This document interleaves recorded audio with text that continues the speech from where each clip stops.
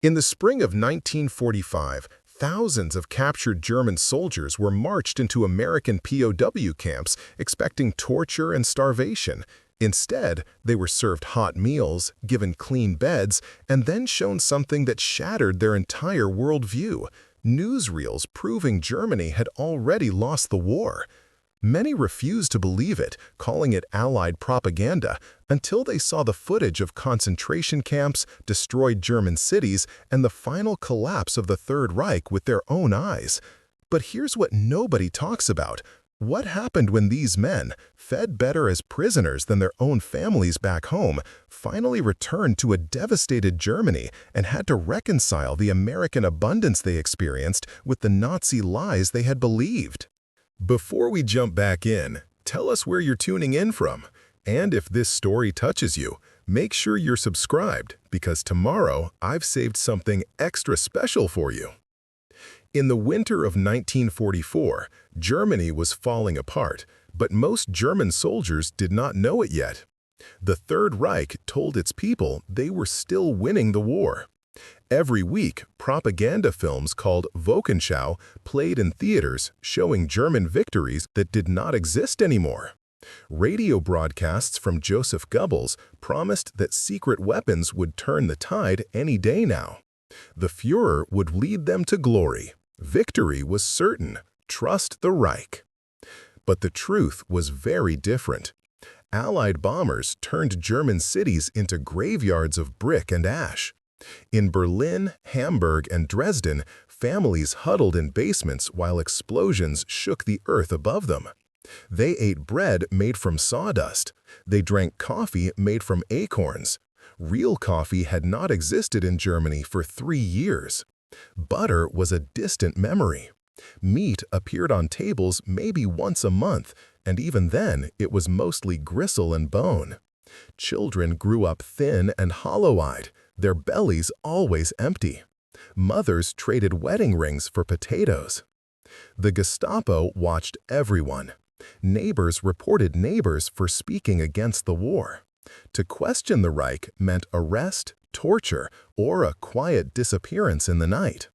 Fear lived in every German home like an unwanted guest that never left. People smiled in public and cried behind locked doors. They waved flags they did not believe in anymore. They saluted a government that was leading them into ruin. On the front lines, German soldiers fought with decreasing hope. They ran out of fuel for their tanks. They ran out of ammunition for their guns. They ran out of boots for their feet. During the Battle of the Bulge in December 1944, thousands of Wehrmacht soldiers marched through frozen Belgian forests, their uniforms thin, their rations gone, their spirits breaking.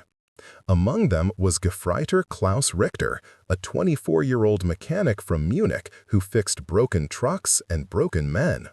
He had stopped believing in victory 6 months ago, but he kept that thought buried deep inside where the officers could not find it.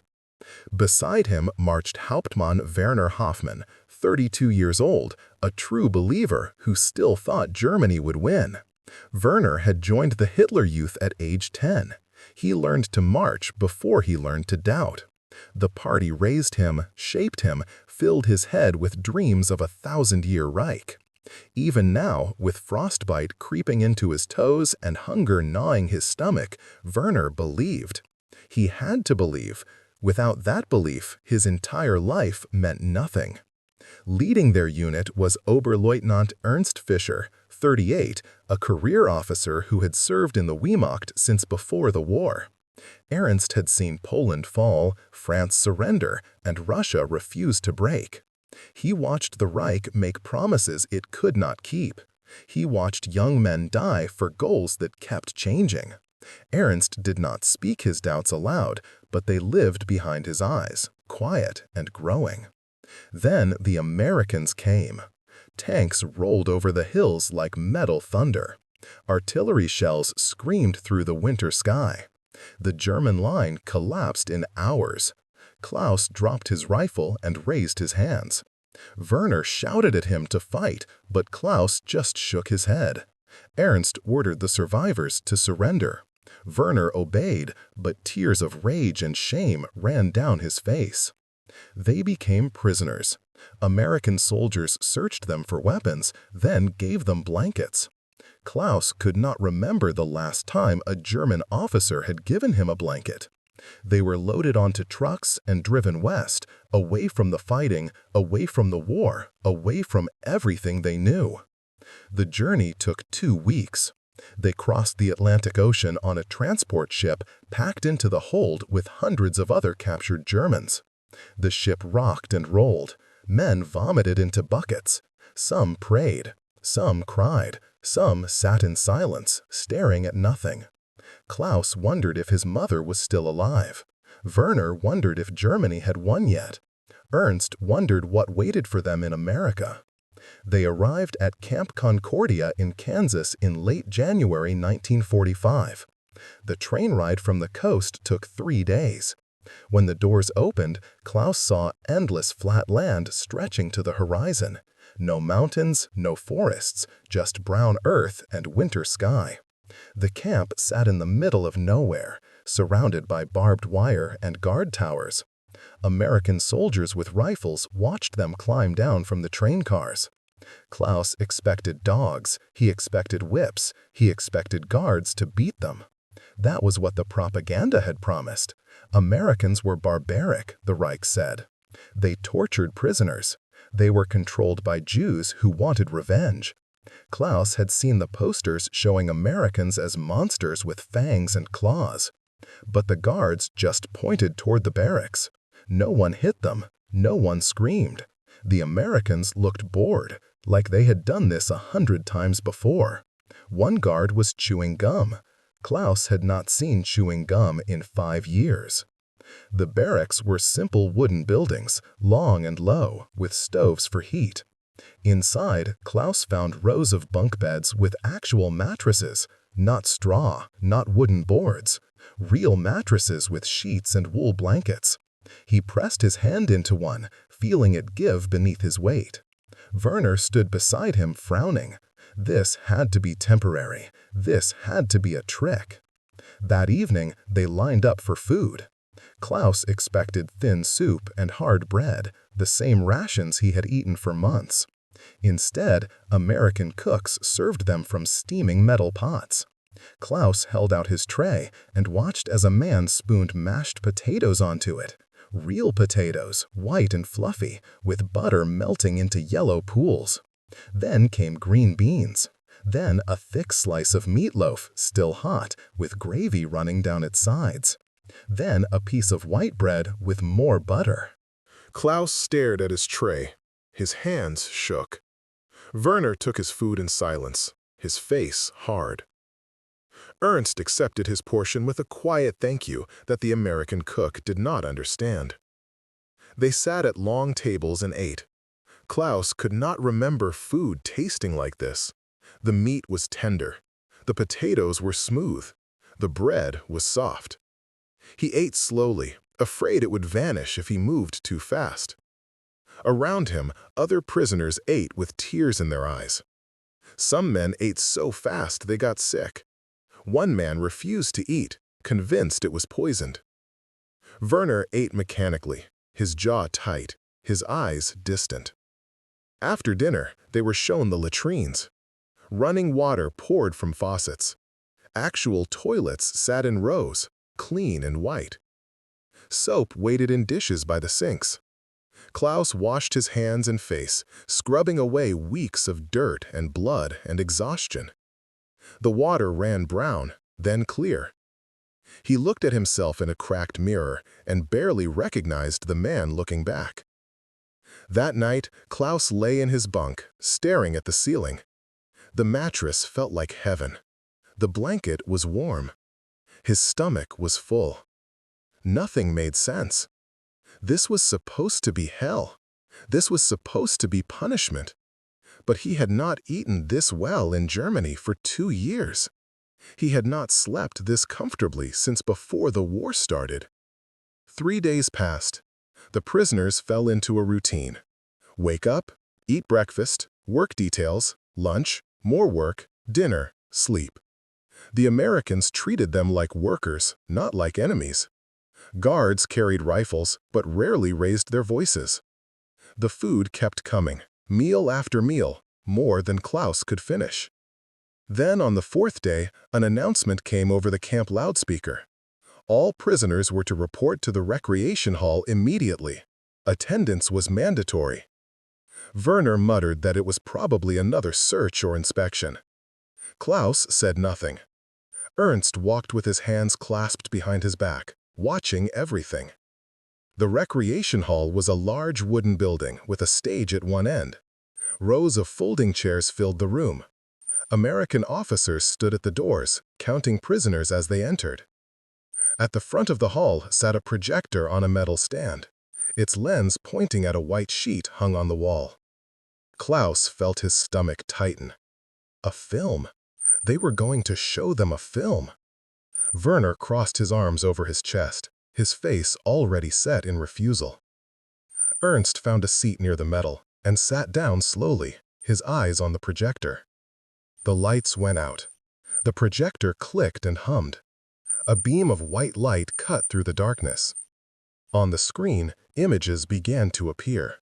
And everything Klaus thought he knew about the war, about Germany, about the truth, began to crumble like ash in the wind. Preparing and narrating this story took us a lot of time, so if you are enjoying it, subscribe to our channel. It means a lot to us.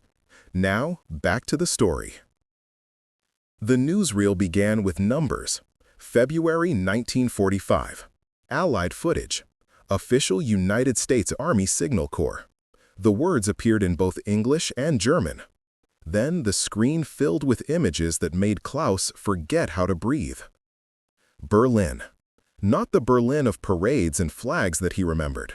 This Berlin was a skeleton. Buildings stood like broken teeth against a gray sky. Streets were rivers of rubble. Entire neighborhoods had been erased, leaving only foundations and dust. The camera panned slowly across what used to be busy squares where Klaus had walked as a boy. Now they were empty craters filled with twisted metal and shattered stone. Hamburg appeared next. The city burned even in the film, smoke rising from ruins that stretched for miles. Bodies lay in the streets, covered with thin sheets. Women dug through wreckage with bare hands, searching for anything useful. Children sat on piles of brick, their faces blank, their eyes dead.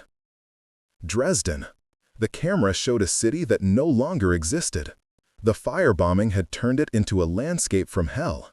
Nothing remained but ash and the shells of buildings. Thousands died there in a single night. The film did not look away.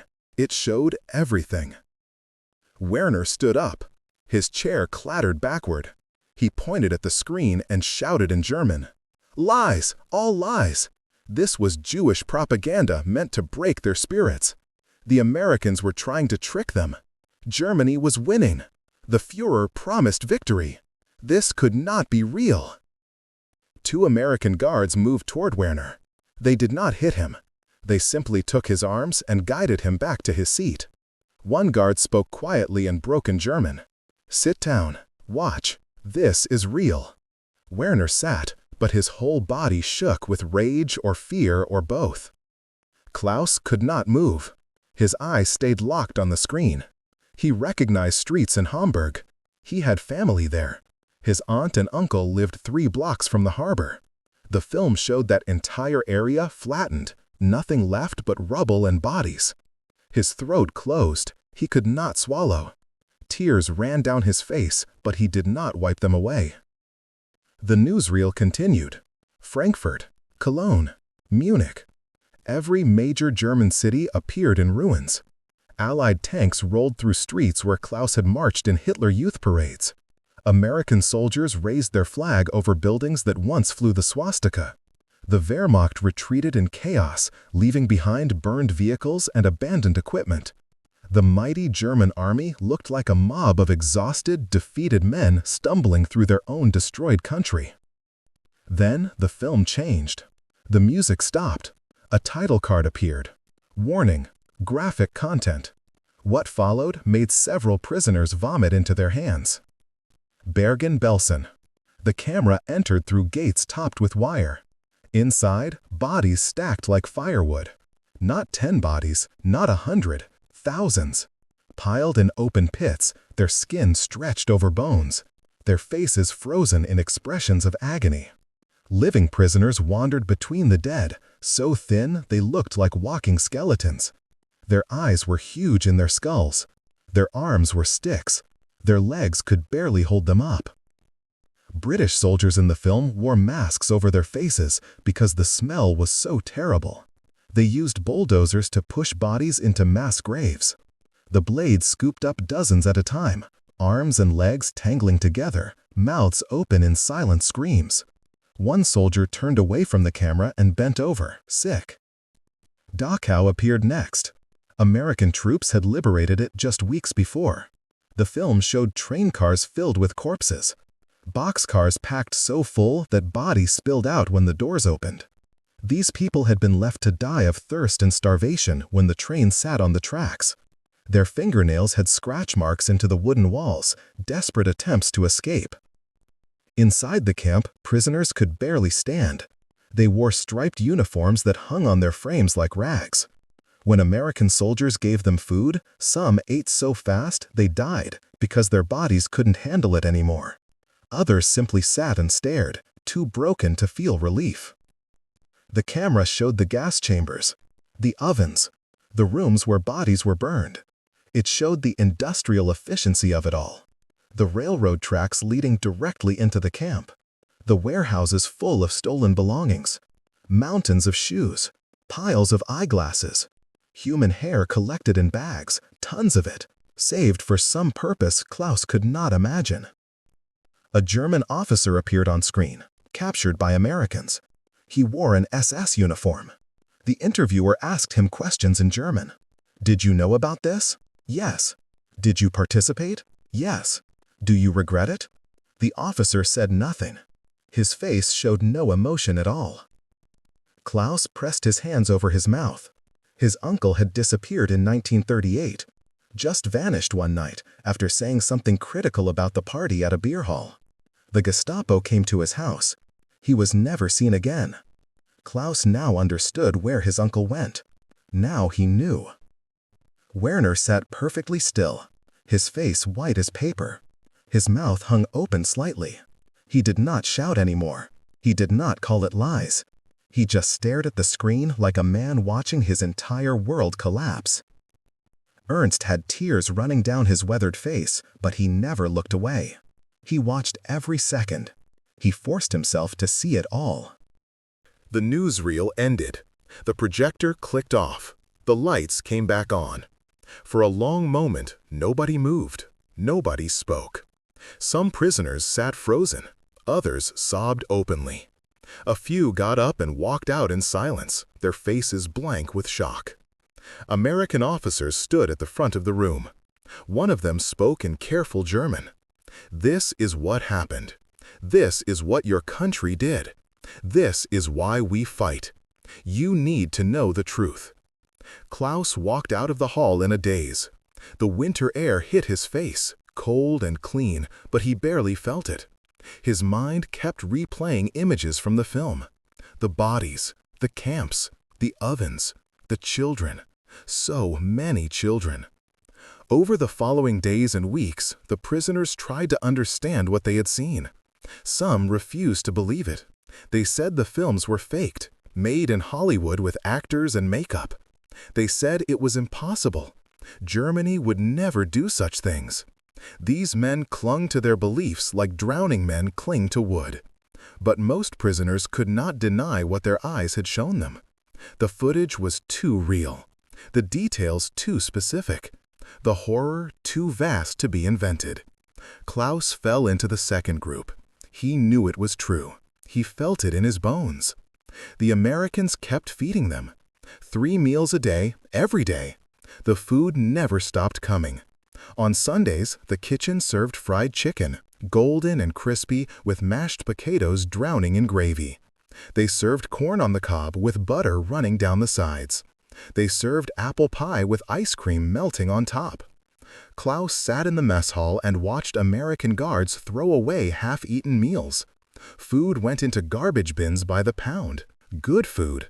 More food than Klaus's mother had seen in a year. He thought about his family eating potato peels and drinking ersatz coffee made from burnt grain. He thought about his sister trading her coat for a loaf of bread. And here in this prison camp, food was so plentiful that people wasted it. The contrast broke something inside him. Germany told him America was weak, soft, decadent, a nation of lazy people who could not fight. But weak nations do not feed their enemies better than their own soldiers eat. Soft nations do not cross oceans to liberate death camps. Decadent nations do not build the weapons and machines that crushed the Wehrmacht in less than a year. In March, Klaus was assigned to a work detail. He and 20 other prisoners rode in a truck to a nearby farm. The farmer was an old man with kind eyes and rough hands. He needed help repairing a barn roof damaged by winter storms. Klaus knew how to work with wood and tools. He climbed up and got to work. Around mid-morning, the farmer's wife came out of the house, carrying a tray.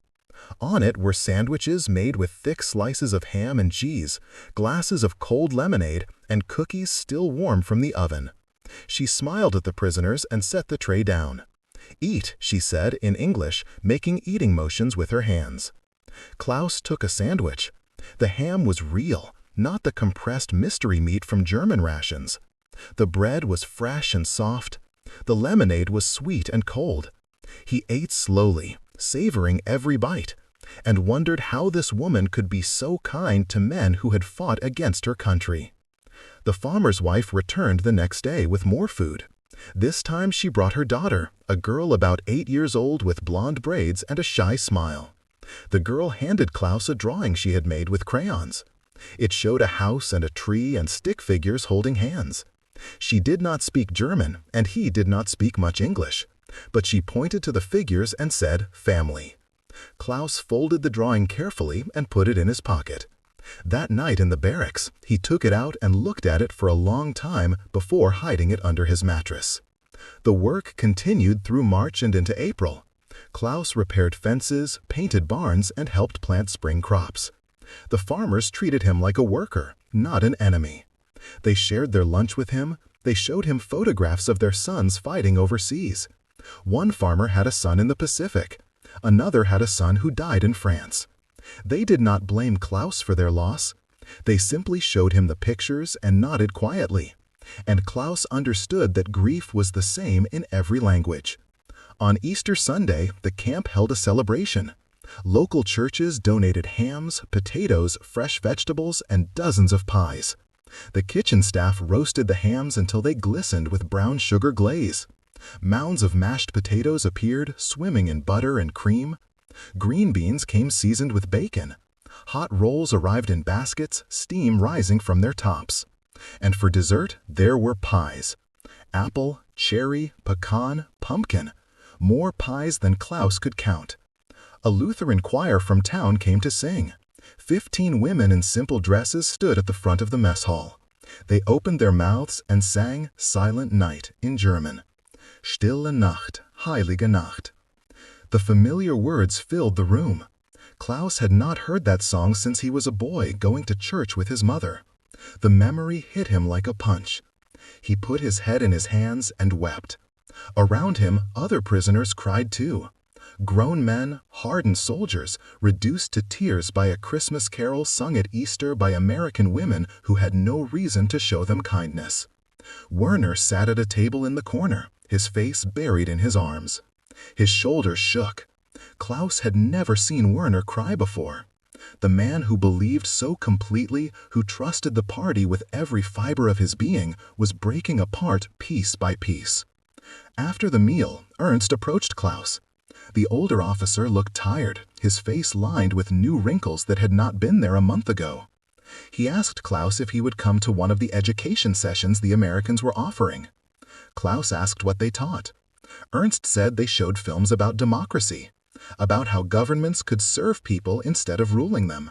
They discussed ideas about freedom and rights, and laws that protected citizens instead of controlling them. Klaus agreed to go. Werner refused when Ernst invited him, turning away and muttering about brainwashing. But Klaus was curious. He wanted to understand how America worked. He wanted to know how a nation this rich, this powerful, this organized could exist while Germany fell apart. The education sessions met in a small classroom 3 times a week. An American officer named Captain Morrison led them. He spoke decent German and showed films from a series called Why We Fight.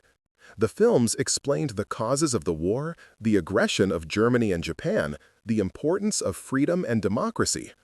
They showed how dictators gained power by lying to their people, by creating enemies to blame, by promising simple solutions to complex problems. Klaus watched and listened. Some of it made him angry at first. The films portrayed Germany as the villain, which hurt to see even though he knew it was true. But other parts made sense in ways he had never considered. The films explained how Hitler rose to power legally, how he used fear and propaganda to control the population, how he destroyed democracy step by step until nothing remained but his will. Captain Morrison held discussions after each film. He asked questions. What did you think of this? Do you see these patterns in your own experience? How could this have been prevented? Klaus found himself talking, sharing his thoughts, admitting his doubts.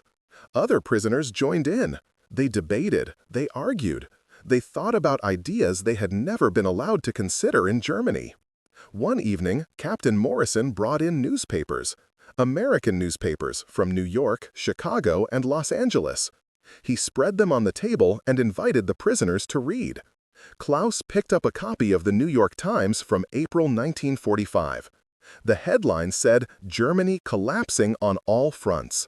Below were photographs of Allied troops crossing the Rhine, of German soldiers surrendering by the thousands, of cities falling one after another. Klaus read every word. He read about battles Germany had lost. He read about resources Germany had run out of. He read about the conference at Yalta, where Roosevelt, Churchill, and Stalin divided Europe among themselves. Germany had no seat at that table. Germany had no voice anymore. The Reich that was supposed to last 1,000 years was dying after only 12. The newspaper had other sections too: sports scores, movie reviews, advertisements for cars and refrigerators and washing machines, comics that made Klaus smile even though he did not understand all the jokes. The newspaper showed a country that was fighting a massive war on 2 continents while still playing baseball and going to movies and buying new appliances. The disconnect was staggering. America was not on total war footing the way Germany had been. America was not starving or freezing or cowering in basements. America was inconvenienced by the war, not destroyed by it. Klaus began keeping a diary. He had no proper notebook, so he wrote on scraps of paper he collected from work details. He used a pencil stub he found on a farm. The words came slowly at first, but then faster as he realized how much he needed to say. He wrote about the newsreels and how they shattered everything he thought he knew. He wrote about the food and how it made him ashamed that Germany couldn't feed its own people while America fed its enemies. He wrote about the farmer's wife and her daughter and their simple kindness. He wrote about the Lutheran choir and how their singing broke his heart. He wrote about the newspapers and what they revealed about American strength. One entry from late April said this: "I thought the newsreels were fake. I thought the camps were Allied lies made to turn us against our own country. But then I met Corporal Goldstein. He is a Jewish American soldier who works in the camp office. He saw me reading a newspaper and sat down to talk. He showed me photographs of his grandparents. They lived in Poland. They died in Auschwitz in 1943. He could have hated me. He had every right to hate me. Instead, he shared his lunch with me and asked about my family. He told me about his home in Brooklyn and his mother's bakery and his plans to go to college after the war. I do not understand this country. I do not understand how they can be so strong and so kind at the same time. Everything I was taught about America was wrong. In early May, rumors spread through the camp. Something big was happening. The guards looked excited. Prisoners pressed against the fence, trying to hear news from the radio in the guard station. Then the announcement came over the loudspeaker in German. Adolf Hitler is dead. Germany has surrendered unconditionally. The war in Europe is over. Werner collapsed. He literally fell to his knees in the dirt between the barracks. His mouth opened, but no sound came out. His hands clawed at the ground. Other prisoners stood frozen, unable to process what they had just heard. Some cheered quietly, relief flooding their faces. Others turned away and cried. A few simply sat down where they stood, too exhausted to react. Klaus felt numb. The war was over. Germany had lost. Everything they fought for, everything they believed in, everything they sacrificed was for nothing. All the death and suffering and destruction accomplished nothing except Germany's total defeat. Ernst walked over to Werner and knelt beside him. The older officer put a hand on Werner's shoulder. Werner looked up with tears streaming down his face. "Everything we fought for," he whispered, "it was all for nothing." Ernst shook his head slowly. "No, Werner," he said quietly. "We fought for a lie. That is worse than nothing." The prisoners stayed at Camp Concordia through the summer and fall of 1945. The war with Japan ended in August. The world began the slow, painful work of rebuilding. In the camp, life continued with the same routine: work details, meals, education sessions. Slowly, the men prepared to go home, though many feared what home would look like now. In early 1946, the Americans began shipping prisoners back to Europe. Klaus, Ernst, and Werner were among the first groups to leave. They said goodbye to the guards who had watched over them. Klaus shook hands with Captain Morrison, who had taught them about democracy and freedom. The captain gave Klaus his English-German dictionary as a parting gift. "Learn the language," Morrison said in German. "Build a new world." They traveled by train to the coast, then boarded a transport ship bound for Europe. The Atlantic crossing took 2 weeks. Klaus stood on the deck and watched America disappear behind him. He thought about the last 18 months, the food, kindness, the truth he had been forced to see. He touched the dictionary in his pocket and wondered if he would ever return to this strange, powerful, generous country. The ship docked in France. From there, the prisoners were processed through transit camps and sorted by their home regions. Klaus, Ernst, and Werner ended up in the British zone of occupied Germany. They rode in the back of a military truck through the countryside that looked tired and worn. Villages were damaged. The fields were empty. People walked along roads carrying bundles of belongings, going nowhere in particular. They arrived in Hamburg in March 1946. Klaus had not seen his home city in 3 years. When the truck stopped and he climbed down, he could not recognize where he was. The driver told him this was the neighborhood where Klaus grew up. But nothing looked right. The buildings he remembered were gone. The bakery where his mother bought bread was a pile of rubble. The school he attended as a boy had no roof. Streets were canyons carved through mountains of debris. People moved through the ruins like ghosts. Mostly women, children, and old men. The younger men were dead or missing or captured. These survivors wore ragged clothes and hollow expressions. They dug through wreckage looking for anything useful: a board, a nail, a pot, a shoe. Everything had value now. Everything could be traded or sold or used. Klaus asked directions to his mother's apartment. A woman pointed east. 3 blocks that way, she said, if the building is still standing. Klaus walked through streets he used to know, now barely recognizable. He climbed over piles of brick. He passed burned-out cars and craters filled with dirty water. Children played in the ruins, turning tragedy into a playground, because children always find a way to play. His mother's building was still there.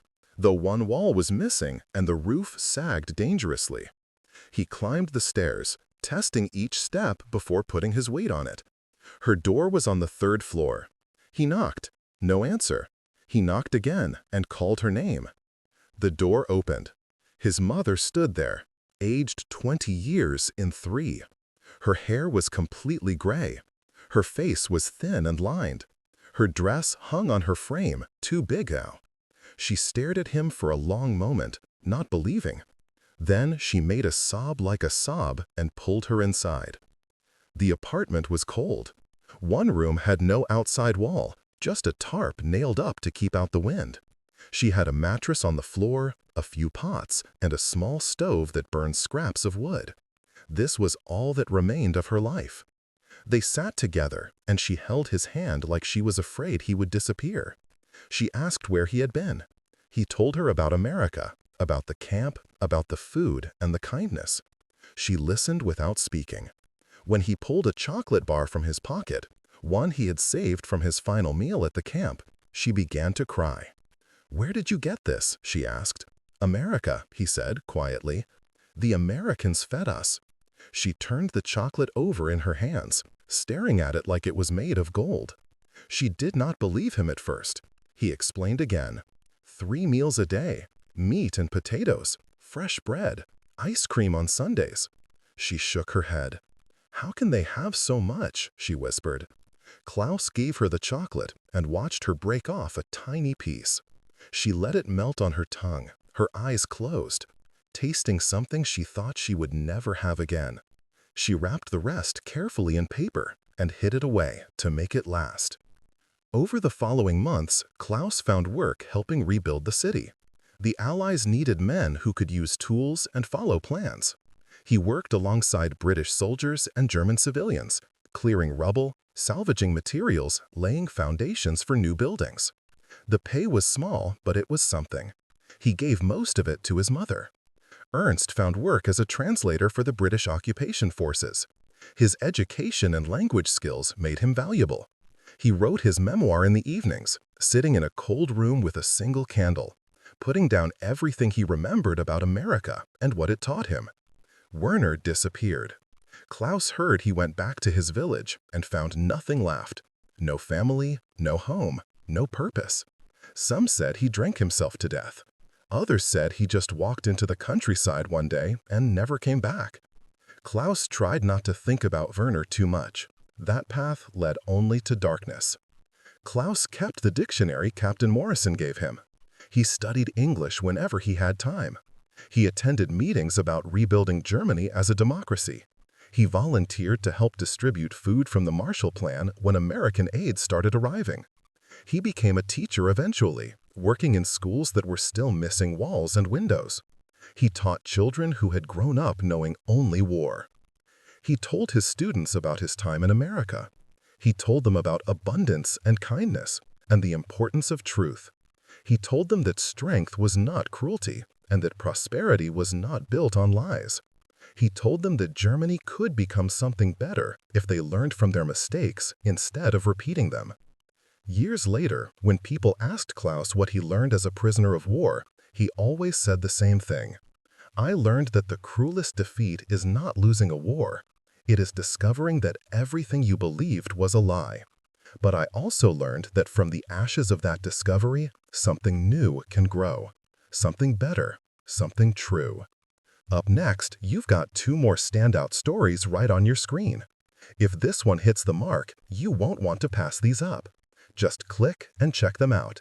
And don't forget to subscribe and turn on the notification bell so you don't miss any upload from us.